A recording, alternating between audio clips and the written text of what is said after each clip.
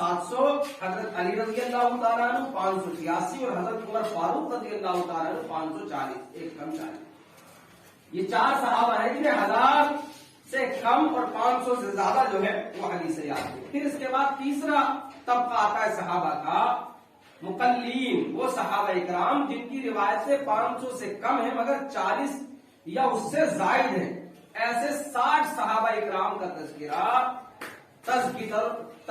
الحفاظ کے اندر نام کے ساتھ بیان ہے۔ وہ 60 صحابہ اکرام جن کو 40 سے زیادہ، یہ تو انہوں نے اس وقت جو ان کو مل پائے صحابہ اکرام جو بھی نالج جمع کی محدثین اکرام نے اس کے تحت ہے، لیکن اگر جانچ پرکھ کر لی جائے تو ایسے بے شمار صحابہ ملیں گے جن کو 40 سے زیادہ حدیثیں یاد تھیں لیکن ان کا نام نہیں آیا۔ مشہور یہ لوگ ہیں، ان کے اندر ام المؤمنین ام سلمہ ہیں، ابو موسیٰ الاشعری ہیں، برہ بن عازب ہیں، ابو ذر غفاری ہیں، سعد بن ابی وقاص ہیں۔ بہرحال یہ پہلا دور حدیث کا مکمل ہو جاتا ہے کہ جس میں صحابہ اکرام نے حدیث پر کام کیا، اپنے شاگردوں کو حدیث کی طرف متوجہ کیا، حدیث کو خود بھی یاد رکھا اور صحابہ اکرام نے اپنے شاگردوں کو بھی یاد کرایا۔ اب یہاں سے علم حدیث کا دوسرا دور شروع ہوتا ہے۔ یہ جو حدیث ہے، اب صحابہ اکرام، یہ تدوین حدیث کا ابتدائی زمانہ ہے، یعنی اب صحیح معنوں میں حدیث کو فنی حیثیت حاصل ہونے والی ہے۔ حدیث کو ایک کتاب کی شکل میں کہ بھئی ہم کھولیں گے تو ایمان کے بارے میں ہمارے نبی نے کیا کہا، اسلام کے بارے میں ہمارے نبی نے کیا کہا، اچھا زکوٰۃ کے بارے میں ہمارے نبی نے کیا کہا، نماز کے بارے میں، یا اسی طریقے سے اس دور کے ابتدا میں یہ کام ہوا کہ ایک صحابی، مثال کے طور پر ابو موسیٰ الاشعری نے کتنی حدیثیں سنی ہیں، وہ ساری ایک کتاب، تاکہ پتہ چل جائے کہ فلاں صحابی جب ہمارے نبی کے پاس تھے تو اتنے فرامین، اتنی سنتیں انہوں نے یاد رکھی نبی صلی اللہ علیہ وسلم۔ تو یہ دوسرا دور ہے حدیث کا، تدوین حدیث کا ابتدائی زمانہ۔ یہ دور دوسری صدی کی ابتدا سے لے کر تیسری صدی کے نصف اول تک رہا۔ یہ وہ دور ہے کہ جس میں صحابہ اکرام اور کبار تابعین کا تقریباً دور ختم ہو چکا تھا، تابعین وسطیٰ کا دور شروع ہوا تھا، صحابہ اکرام میں سے 1-2 صحابہ زندہ رہ گئے تھے، اسلام دور دور تک پھیل چکا تھا، اور اسی طریقے سے روایت حدیث کا سلسلہ بھی بہت بڑھ گیا تھا۔ جب روایت حدیث کا سلسلہ بڑھ گیا تو لازمی نتیجہ تھا کہ حدیث کی روایت میں وہ احتیاط جو صحابہ کیا کرتے تھے کہ نبی کے نام پر جھوٹ نہ شامل ہو، لفظ نہ بدلے۔ اسی کے تعلق سے حضرت ابو بکر صدیق رضی اللہ تعالیٰ عنہ کی سب سے کم روایتیں، اگر آپ دیکھیں گے وہ منع کرتے تھے کہ روایتیں ایسے بیان نہ کرو جب تک کہ یقین نہ ہو کہ نبی کی طرف جھوٹ منسوب نہ ہو جائے۔ جو بڑے بڑے عثمان غنی رضی اللہ تعالیٰ عنہ، ان کی کم روایتیں ہیں۔ آپ دیکھیں گے کہ بڑے بڑے خلفائے راشدین کی روایتیں اتنی کم کیوں ہیں؟ اس لیے کیونکہ اس بات کا خوف زیادہ ہے کہ کہیں لفظ بدل گیا کہ میں نبی کے نام سے جھوٹ منسوب نہ ہو جائے۔ نبی کا فرمان موجود تھا کہ جس کسی شخص نے بھی میرے نام لے کر جھوٹ بولا وہ اپنا ٹھکانہ جہنم بنا دے، مقعدہ من النار، تو چاہیے کہ اس کا ٹھکانہ وہ اپنا جہنم جان لے اگر میری طرف جھوٹ منسوب کیا۔ لہذا دور چونکہ وسیع ہو رہا ہے، اسلام عرب سے باہر جا رہا ہے، یمن میں، شام میں، بصرہ میں، کوفہ میں، خراسان میں، ایران میں، ہر جگہ اسلام پھیل رہا ہے۔ صحابہ اکرام اکا دکا بزرگ رہ گئے، لوگ ان سے ملنے آتے ہیں، ان سے نصیحتیں لیتے ہیں۔ تابعین نے نظام، کبار تابعین گزر چکے ہیں اور اسی طریقے سے تابعین کا دورہ ہے، تو ایسے میں یہ چیز ختم ہوتی جا رہی تھی کہ حدیث کو محفوظ کیسے رکھا جائے۔ اب اسی دور کے اندر وضاعین، حدیث کو وضع کرنے والے، نبی کے نام پر جھوٹی شہرت طلب کرنے والے۔ ہوتا یہ تھا کہ مجلس میں، معاشرے میں، گاؤں میں، شہر میں لوگ آئے کہ میں نبی کی حدیث سے جانتا ہوں، لوگوں نے گھیر لیا، نبی کی حدیث جانتے ہیں، ان کی تکریم ہو رہی ہے، ان کو لوگ سروں پر، پلکوں پر بٹھا رہے ہیں۔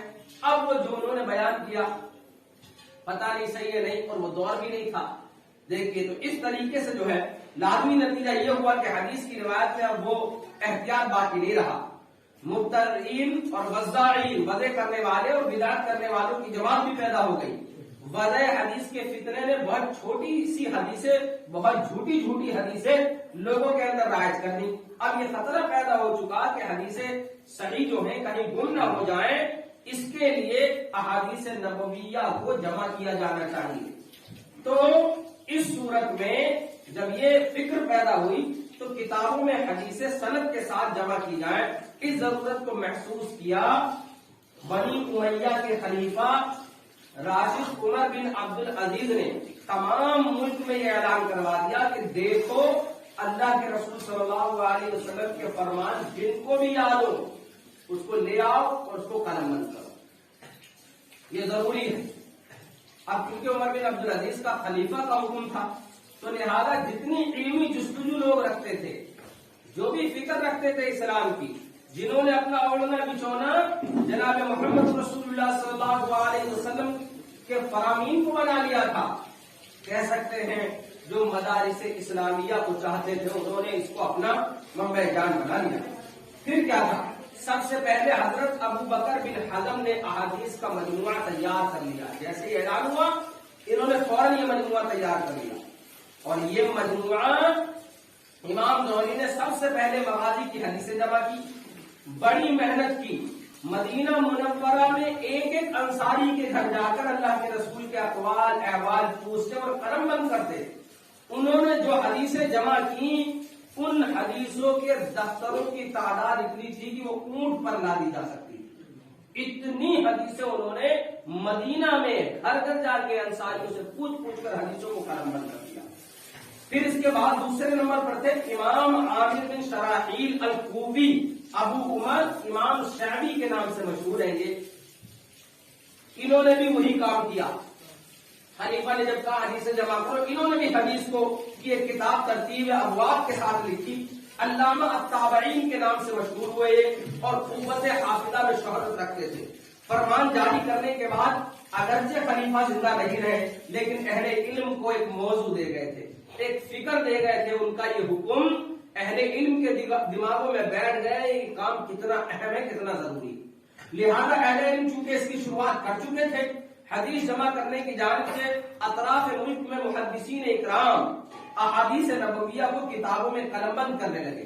لہذا جب یہ کام زور و شور سے شروع ہوا دوسرے دور میں تو مکہ میں ابن جریج نے محدثین اکرام میں سے ابتدائی دور کے محدث جو حدیثوں کو جمع کرتے ہیں، تو مکہ شہر میں امام ابن جریج نے، ملک شام میں امام اوزاعی نے، کوفہ میں امام ثوری نے، بصرہ میں ربیع بن صبی اور حماد بن سلمہ نے، واسط میں ہیثم میں، یمن میں معمر نے، خراسان میں عبداللہ بن مبارک رحمۃ اللہ علیہ نے، اسی طریقے سے جریر بن عبد الحمید نے، اور مدینہ کے اندر امام مالک رحمۃ اللہ علیہ نے حدیثوں کو جمع کرنا شروع کر دیا۔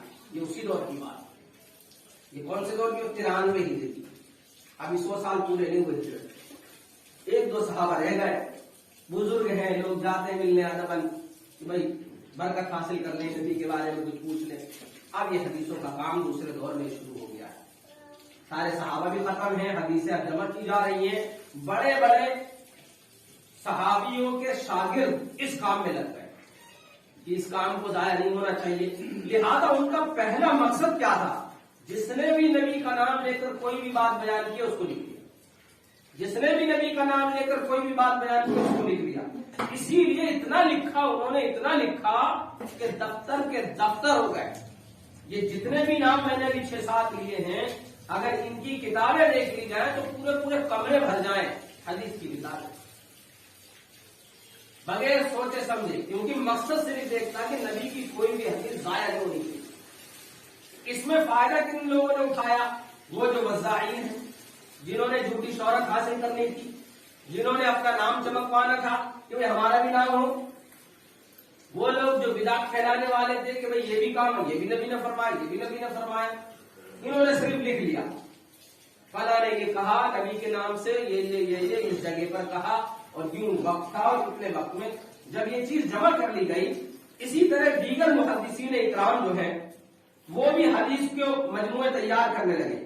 اس میں بہت سارے نام آتے ہیں، مقبول ہے، ہشام بن عروہ ہے، سعد بن عروہ ہے، ابن ابی ذئب ہے، شعبہ ہے، لیث ہے، سلیمان ہے، بہت سارے۔ یحییٰ بن ابی زائدہ جو امام ابو حنیفہ رحمۃ اللہ علیہ کے شاگرد ہیں، انہوں نے بھی حدیث کی کتاب لکھی۔